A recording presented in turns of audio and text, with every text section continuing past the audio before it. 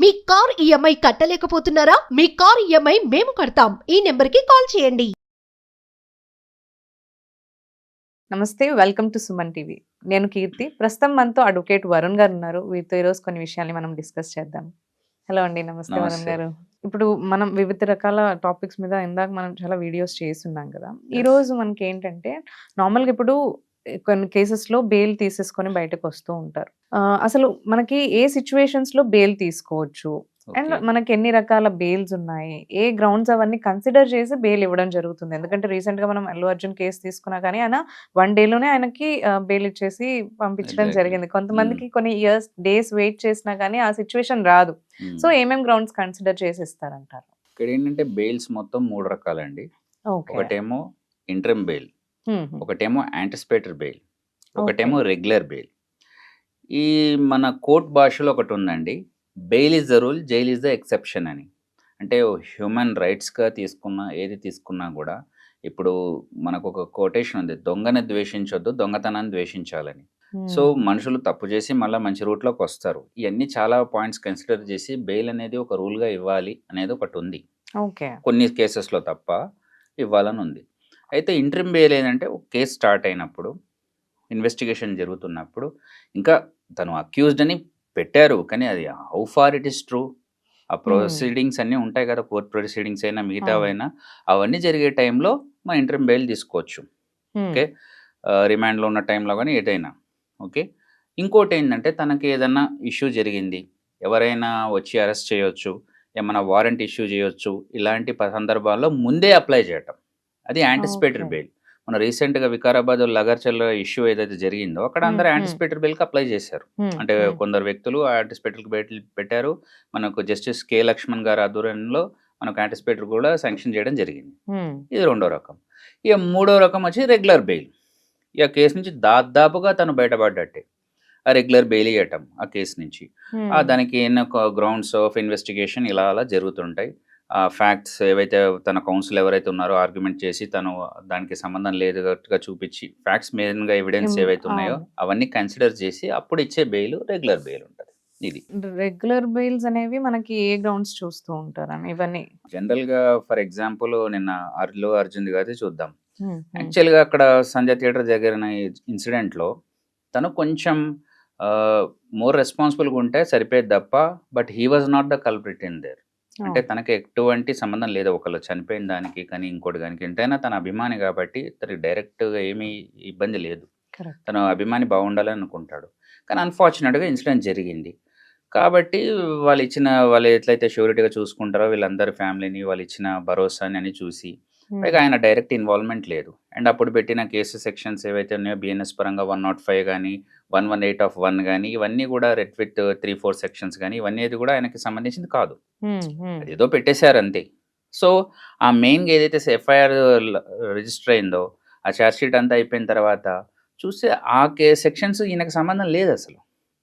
Knower concerned, తను వాలంటరీగా ఎవరిని హర్ట్ చేయలేదు, ఎవరిని ఇబ్బంది పడాలని చేయలేదు, కాకపోతే కొంచెం మోర్ రెస్పాన్సిబుల్గా ఉంటే అయిపోయాడు. ఓకే, సో ఈ ఫ్యాక్టర్స్ కన్సిడర్ చేసి తనకి నాంపల్లి కోర్టు నిన్న 50,000 బాండ్ కట్టేసేసి ఇద్దరు షూరిటీలతోటి రెగ్యులర్ బెయిల్ ఇవ్వడం జరిగింది.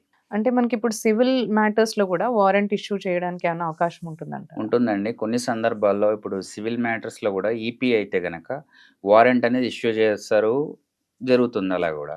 అయితే కొన్ని సందర్భాల్లో ఇప్పుడు హస్బెండ్ వైఫ్కి మెయింటెనెన్స్ ఇవ్వాలని కోర్టు ఆర్డర్ ఇచ్చింది. అలా కోర్టు ఆర్డర్ ఇచ్చినా కూడా తను ఇవ్వలేదనుకోండి, నెలల తరబడి చూసి ఆ గ్రావిటీ ఆఫ్ ద ఇష్యూని కన్సిడర్ చేసి 1 or 2 months అంటే there may be an excuse, ఇక్కడ తనకు కూడా ఏదైనా మనీ రాకపోవడం అట్లా. కానీ కంటిన్యూగా నెలల తరబడి ఇవ్వలేదనుకోండి, కోర్టు ఆర్డర్ వచ్చినాక కూడా ఖచ్చితంగా తనను కూడా ఇంప్రిజన్మెంట్కి ఉంటుంది. సో డిఫరెంట్ సినారియోస్లో అక్కడ పనిష్మెంట్స్ కూడా మారిపోతుంటాయి. ఇప్పుడు 5 years అని ఒక కేసులో వేస్తే కూడా 5 years పడకపోవచ్చు, అది ఇంకా ఎక్స్టెండ్ కూడా కావచ్చు. ఆ గ్రౌండ్స్, ఆ సిచ్యువేషన్స్, వాటిని బేస్ చేసుకుని జనరల్గా జడ్జ్మెంట్ ఇవ్వడం జరుగుతుంది. కానీ సివిల్ మ్యాటర్స్లో కూడా ఈపీ అయితే వారెంట్ అనేది ఇష్యూ అవుతుంది. ఇప్పుడు ఇంతకు ముందు మీరు చెప్పింది యాంటిసిపేటరీ బెయిల్ అని చెప్పారు కదా, సో ఎలాంటి సిచ్యువేషన్స్ లో ఈ బెయిల్ అనేది అప్లికబుల్ అవుతుందండి? జనరల్గా ఒక వ్యక్తి ఏదన్నా ఇష్యూలో ఇన్వాల్వ్ అయినప్పుడు తనకి కొన్ని సిచ్యువేషన్ బట్టి తెలిసిపోతుంటది. ఇప్పుడు మన లగచర్ల ఇష్యూ తీసుకుందాం. ఎవరైతే ఆ గొడవల్లో ఇన్వాల్వ్ అయిన వ్యక్తులు కొందరు ఉన్నారు, అందరినీ అక్కడ అరెస్ట్ చేయలేదు, కొందరు Hmm. ఎవరైతే మెయిన్గా స్టోన్స్ తోటో ఏదో పట్టుకున్నట్టు కొంచెం చేయి లేపి ఇవన్నీ చేసినారో వాళ్ళ వరకు తీసుకెళ్లారు. మన దగ్గర ఉన్నాయి 2 జైళ్ళు, చెంచల్గూడ, చెర్లపల్లి ఇక్కడ మెయిన్గా. సో ఇక్కడ పెట్టారు వాళ్ళని. మిగతా కొందరి పైన ఓ సస్పిషన్ ఉంది. సో వాళ్ళకి ఎట్లా ఇంటిమేషన్ ఉంటుంది, ఇక్కడ they are involve in that. బయట వెళ్ళే వ్యక్తులకి ఏం సంబంధం ఉండదు అక్కడ ఇష్యూ గురించి. ఒకవేళ వచ్చి చూసినా కూడా, ఒకవేళ ఆ పిక్చర్లో ఉన్నా కూడా, ఈ సీసీ ఫుటేజ్లో దొరికినా కూడా దానికి సంబంధం లేదంటారు. Just something is going on, what is that అని వెళ్ళారని. సో ఇన్వాల్వ్ అయిన మనుషులకి ఖచ్చితంగా ఇంటిమేషన్ ఉంటుంది. వాళ్ళు అందులో ఉన్నారు కాబట్టి ఏమైనా ప్రమాదం జరగవచ్చేమో, ఐ మీన్ వాళ్ళ దృష్టిలో ఏమైనా వారెంట్ ఇష్యూ అవ్వచ్చు, వాళ్ళు అరెస్ట్ అవ్వచ్చు, మళ్ళీ ఇవన్నీ ఎందుకని చెప్పేసి జనరల్గా లాయర్ అడ్వైస్ తీసుకొని దాని పరంగా ముందే యాంటిసిపేటరీ బెయిల్కి అప్లై చేయడం జరుగుతుంది. అయితే ఇక్కడ యాంటిసిపేటరీ బెయిల్ కూడా అంత త్వరగా ఏమీ రాదు. మన చూస్తే కూడా జస్టిస్ కె లక్ష్మణ్ గారు మన హైకోర్టులో ఈ ఇష్యూ వచ్చినప్పుడు వేరియస్ ఫ్యాక్టర్స్ చూశారు.